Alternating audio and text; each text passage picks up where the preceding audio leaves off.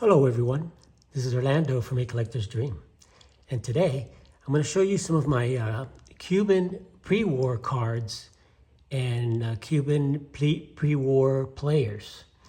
And none of these were in my top 25. Some of these probably should be, but in this box I have my Cuban cards, and I have them by year. So let's start from the beginning. I'm going to start with the oldest here. And this is a rare 1909 Cabanas. And some of my cards come from the Richard Merkin collection. Richard Merkin was one of the top Cuban card collectors in the world. And he sold his collection. He was also an artist. But this is a 1909 Cabanas, or Cabañas in Spanish. And this is the, he played for the Almendares team, and you can see the A. There were 3 different teams: the Almendares, the Havana team, and, oh gosh, I can't even remember. Those are the only 2 teams in this. The other team was the Detroit Tigers. The Detroit Tigers team, that's what it was. And the Detroit Tigers went to play in Cuba, so they made a set of cards. And there are American players in this set, the Tigers players. Not Ty Cobb. Ty Cobb did not go play this year. He went to play the following year in Cuba. So anyway, let's take a good look at this Cuban Cabanas card, and you can see they're just beautiful cards from 1909. And the back, it tells you basically la mejor manera de formar una preciosa colección de los jugadores de béisbol y de los clubes cubanos y extranjeros que nos visiten es fumando los afumados cigarros cabañas. So basically it says in there the best way to collect cards of these Cuban players and baseball clubs and players from extranjeros, as strangers from other countries that visit us, is to smoke the cabañas cigarettes. So basically it was kind of promoting the team, because if you don't know, the in Cuba, baseball started back in the 1880s. 1863 was when the first actual games were played in Cuba, and that the game was brought from New Orleans and to Cuba, and they played Cuba, and it is the national sport there. And this is another Cabañas, and this is Armando Marsans. And Armando Marsans was the first Cuban player to come play in the United States. There was a couple of Cuban players, and I'll get to the next one, but Armando Marsans was really the one that played here the longest. He played for Cincinnati, played for the Reds for about 8 years, a few teams, but he played 8 years in the majors. And this is technically his rookie card from the 1909 Cabañas. And you can see the back of it. Not in the greatest condition, but again, these are 1909, they're Cuban cards. The population on these are less than 5. I don't know the exact pop, but there's less than 5 of each of these players. So this is the earliest baseball cards that were produced in Cuba with actual Cuban players, with the 1909 Cabañas. There are Negro League players in this set, Hall of Famers like Pete Hill and others, but those are extremely rare. 1 or 2 cards of these exist. I know who owns them, and anyway, we'll move on to the next one. So This is the 1909, and these are in order of years. So the next year I have here, in 1910, there were Cuban cards, the punch cards, but I don't have any of those. So we're gonna move on to Armando Marsans. And let's talk a little bit about Armando Marsans, because he came here with the other Cuban player, Rafael Almeida. And basically, Almeida was like the star, but Marsans also played with Almeida, and he spoke English. So he came as a translator, and it ended up that he was such a good player that they also drafted him along with Rafael Almeida. So this is Marsans. This is the T207, 1912, brown background. And see the back is a Recruit Little Cigars. And it talks about here, the first native-born Cuban to break into the major leagues are Armando Marsans and Rafael Almeida, who joined the Cincinnati team mid-season in 1911. And Marsans is the son of a wealthy resident of Havana and comes from an old Spanish family. He learned to play the game in Cuba and came to the United States in 1910 as a member of the New Britain team of the Cincinnati League. The following season, he was sold to the Cincinnati team and since played outfield positions for the Reds. He's a splendid fielder and has great throwing arm. In 1911, he batted .261. He ended with about a .260 something batting average, 8 years. Good player. You know, not a huge star, but the first Cuban player. And this is his Cracker Jack card from 1915. And those are beautiful cards, you know, with the red background. I love these Cracker Jack cards. Take a good look at this one here. You can see you know, some of the staining from the candy, which really is good. But these are pretty thin cards, and you know, this one has a beautiful, real nice look to it. Bright red. And then it says here he was with the Federal League. And you see these are backwards because 1915. And again, it talks about him here. And you know, the reason he had to go play for the Federal League was because Marsans was the first one to fight the monopoly. And a lot of people think Curt Flood was the first one to to go ahead and fight the teams, but Marsans was. He wanted to, he wanted to negotiate with other teams, and they didn't allow him. So they banned him, and he sued the league, and he went from the Reds, and he went to play in the Federal League. And then it ended with St. Louis. And then after that, he won the lawsuit. And he went back to play with the Reds in 1916. And here's his 1916 card. And this is the Sporting News, the M101-5. And this is the same set that has the Babe Ruth rookie. And my friend Aaron picked up Hannes Wagner in this set, which is a dream card for me. One day, hopefully I can get that. But meantime, I have this beautiful Armando Marsans from that set.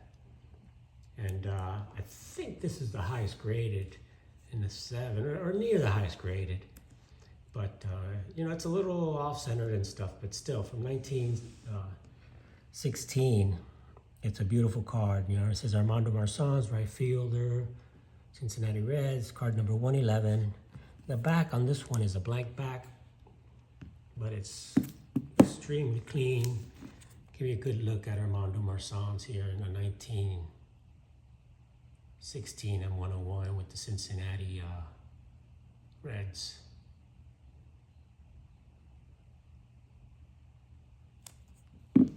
So that's that. Moving on. 1915. Just going to share a Cuban card. And there's a lot of cards that were printed in Cuba. And a whole huge set around that time was the Susinis.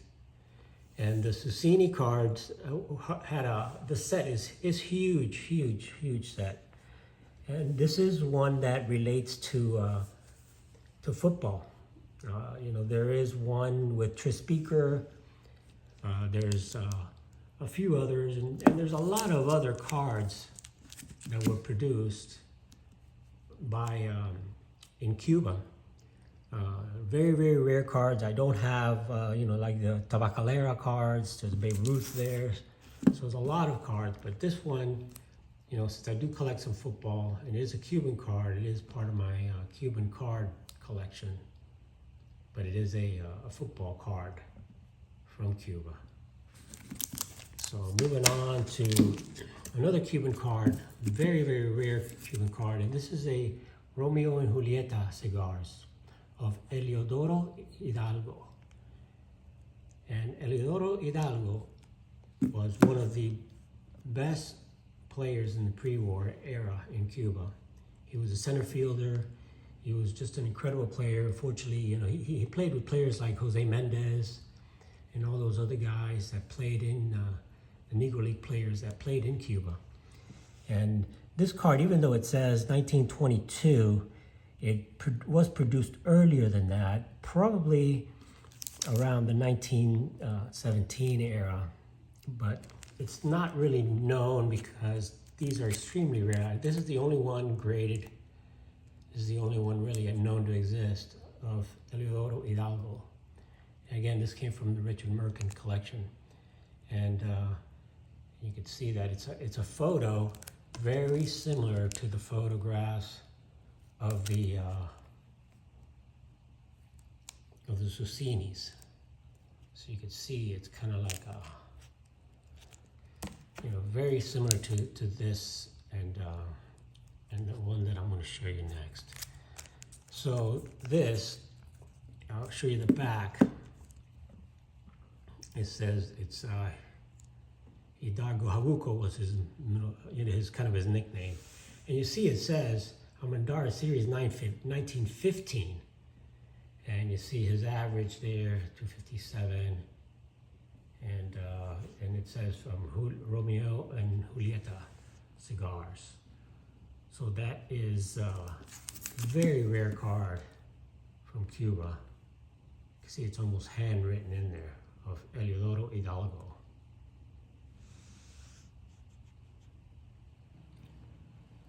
The next card, it's not a Cuban card, but again, it's the Fatima card from 1913. And the reason I pulled this out is because this has Rafael Almeida and Armando Marsans in there. Both of them, you could probably see here in the names. It's tough to read it, but here it says Marsans' name, and he's right. Let's see if I can find Marsans here. I think he's like in the middle row. I think that's Marsans right there. And I think Almeida or Marsans is here. I think Almeida is here somewhere. So anyway, this is the Fatima, and this has the two Cuban players, and it has another Cuban player in there, I was told. And I have to confirm that, but that's what I was told. But two Cuban players in there, and this again is the Fatima. You can see what that looks like. That's your American made, but it has Cuban players, so it's part of my Cuban card collection here. So, and you can see again, the similarities between this, a glossy type photos of these a lot of these were produced in Cuba with that glossy style photo look, which again makes it super tough to collect because of the chipping and cracking that occurs in this kind of like a real photo type image. So the next one I want to share is another one of my Cuban players, and this is Adolfo Luque, and this is the 1922 American Caramelo Adolfo Luque. And he was really the first star player, a Cuban player that became a star in the major leagues. And this is the back of these cards. And you can see that the back or the cards here are kind of in a blue tint versus the American League. This is the National League. So the National League are in like a blue tint, where the National League are like a brown, printed in brown. And I should have shown one of those, but I don't have it with me. I have the Ruth and I have the Walter Johnson in that. The next one is another Cuban card. And again, a lot of the Cuban cards, you could see this is, again, another photo style card. You see the glossy, it's really hard to tell, but it's kind of like a glossy photo stuck on there. And this is the 1924, 1925 Aguilitas. And this is Rafael Almeida, the other Cuban player who started back in 1911 with the Cincinnati Reds. And so he was considered, really, again, the first Cuban player. So this is Rafael Almeida in the 1924-25 Aguilitas. And a lot of the Cuban cards, you can see this is number 855. And you see the same thing in the Susinis, 400s, 500s, 700 card sets. And that's how some of the sets were. And they contained other things other than baseball players, movie stars and scenes and famous people, stuff like that. But this is one of the baseball players in the 1924-25 Aguilitas. Again, all these were distributed with cigarettes. So, and they were, for the most part, stuck in albums. And that, and that's the way it was in Cuba and Venezuela and places like that. The cards were made to be stuck on albums, and they provided albums with the cards, So, and again, it says here, artistic series, and by Aguilitas cigarettes, and this is, it says number 558 or 855, whatever, 855. That's Rafael Almeida. So that's the 1924-25 Aguilitas. This is the 1926-27 Aguilitas. So this is the following year. And again, the numbers, the sets are huge. So it's impossible to put together. You can see the Adolfo Luque is number 777. So this is the 26-27 Aguilitas. The picture was a little bit bigger with the name on the bottom, but mainly, again, it's the same kind of photo finish. You can see the gloss on there. It's almost like a photograph stuck on a cardboard. And here's the difference here. So I'll give you another good look at it. The 26-27 Aguilitas, and this is the Adolfo Luque, when he played in Cuba. And you can see that there, and it says on there, baseball, A. Luque, pitcher. And it's actually a picture of Adolfo Luque. Or it looks like a picture. And in the back, again, looks like it has some album stuff or some staining in there, but it says Cigarritos Aguilitas, obsequido a sus favorecidos. It's like basically saying it, you get it from one of your favorites, your favorite cigarettes. So 1926-27. So the next one in the box are some American cards of Adolfo Luque from 1927. So again, these were, I put these in order from 1909, and now we're in 1927. And this is an American card of Adolfo Luque, and this is the York Caramel, the E210, card number 18. And you're going to see they're very similar to, I'm going to have my cup of coffee here, which I'm drinking. And that one was for Alex, Bowman 53. So this is Adolfo Luque, and this is the type 1. There's two types, the type 1 and type 2.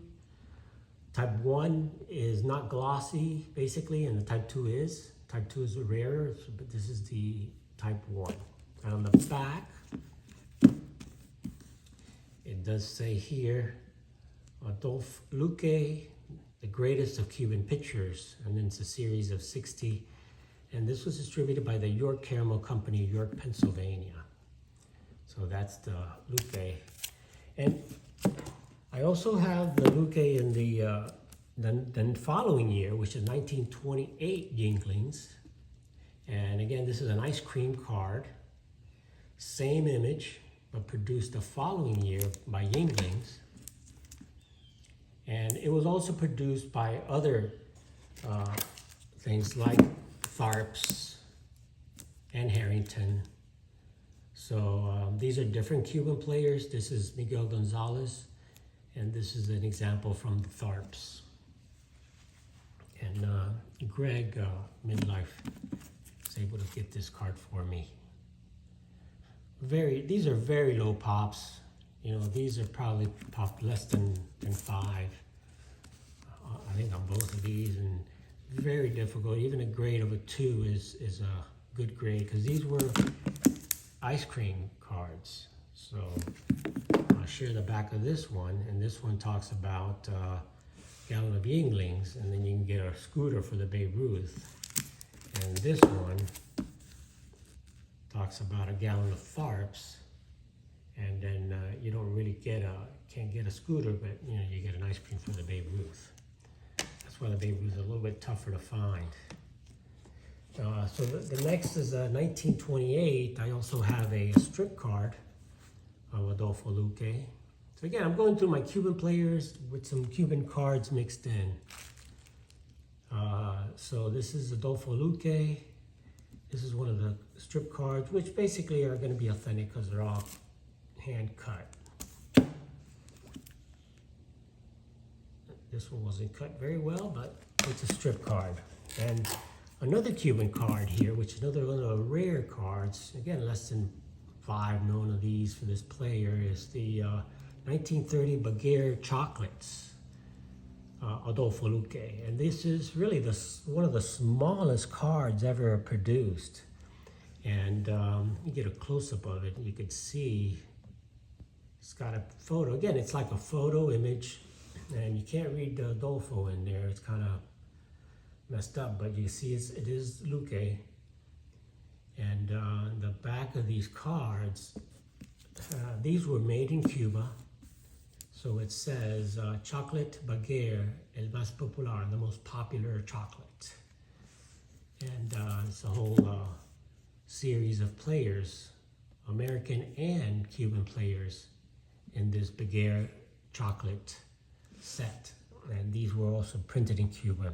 As I said, a lot of the cards printed in Cuba have like almost a picture photo. You know, they are actually picture cards almost. 1933, well, here's my Luque from the Gaudi. And these Gaudis are just beautiful cards, you know, as you know. And this Adolfo Luque is just a beautiful background, nice portrait of him, and one of my favorite cards, I gotta say. Just, you know, the look of these cards are great. And this one's in a 5, off-centered, but you know, these cards are really tough to find. And in the back it says in here, the only Cuban player now playing in the National League, born in Havana in 1890. Had his first major league trial in 1913 with the Boston Braves. And then he came back with Cincinnati in 1918. So there's Adolfo Luque in the 1933 Gaudi. So moving on to another Cuban card is the 1945-46 Caramelo Deportivo.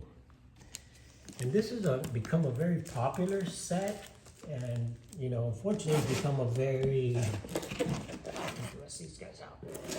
very expensive set, unfortunately, now. So they've been tough to pick up.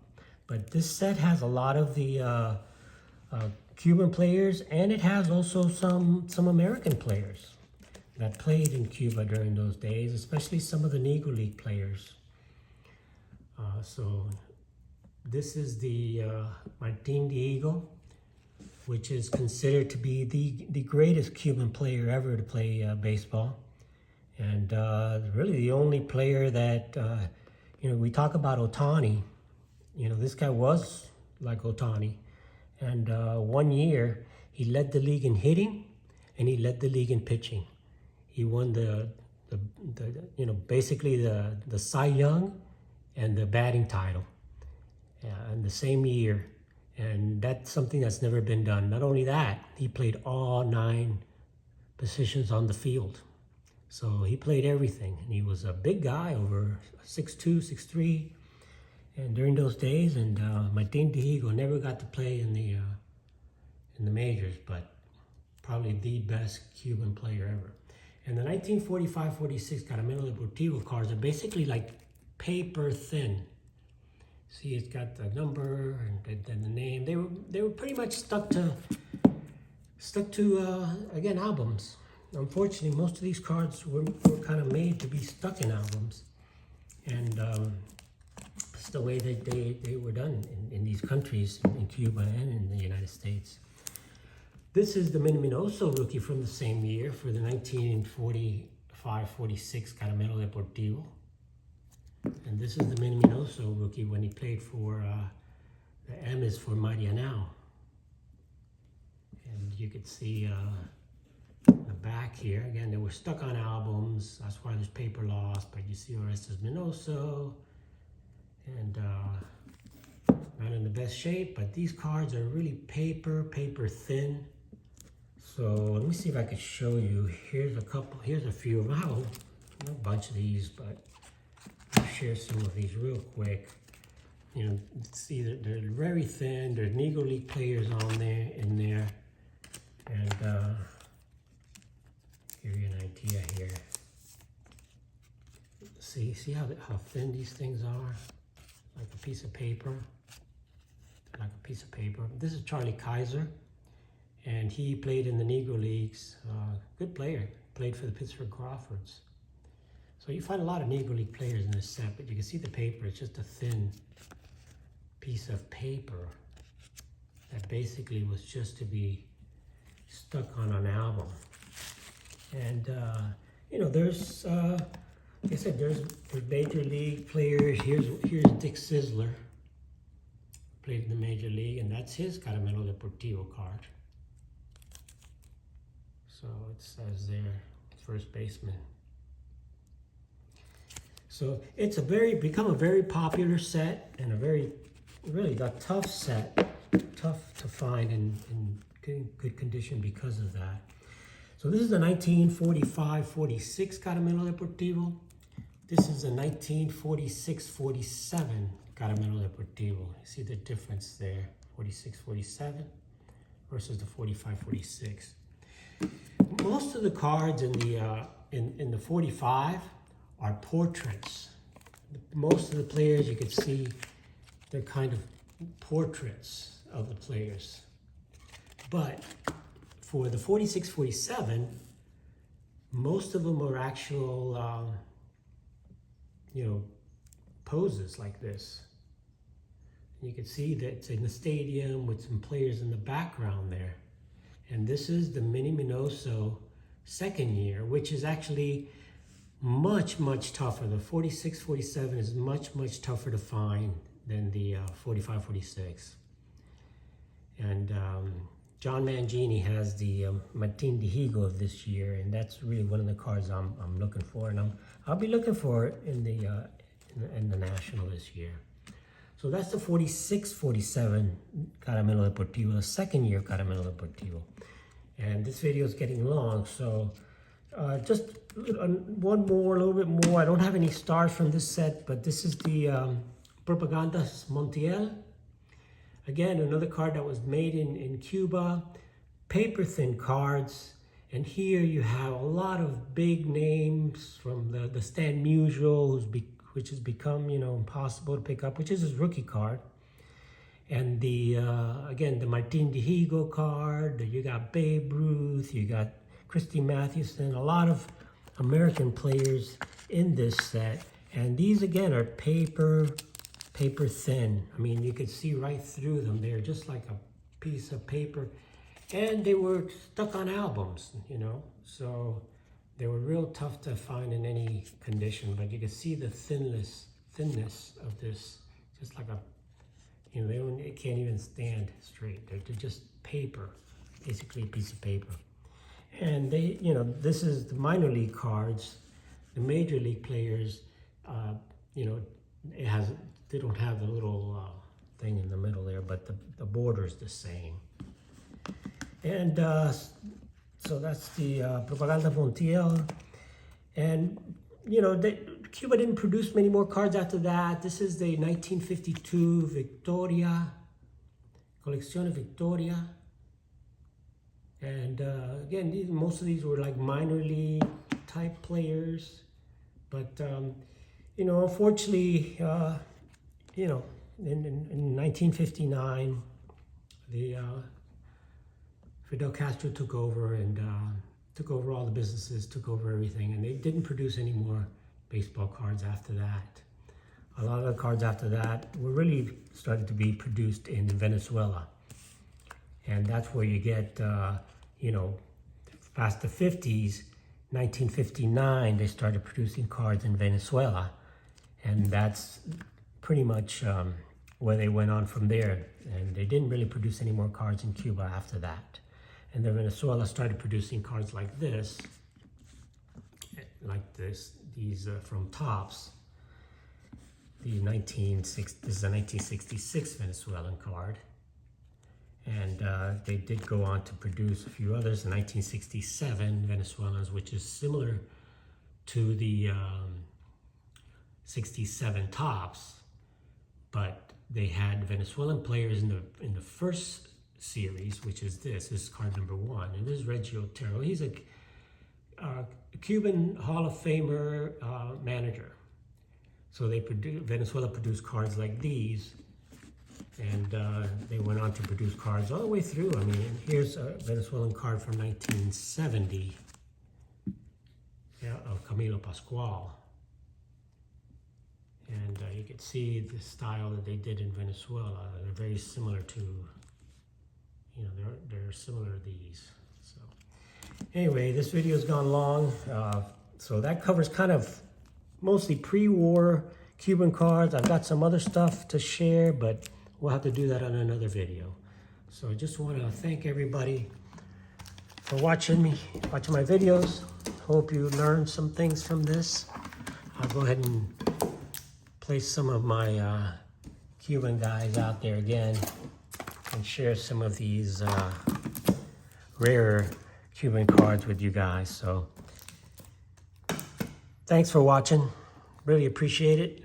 Please like and subscribe. Put a comment on there. And this is Orlando from My Collector's Dream. And I'll catch you on the next one.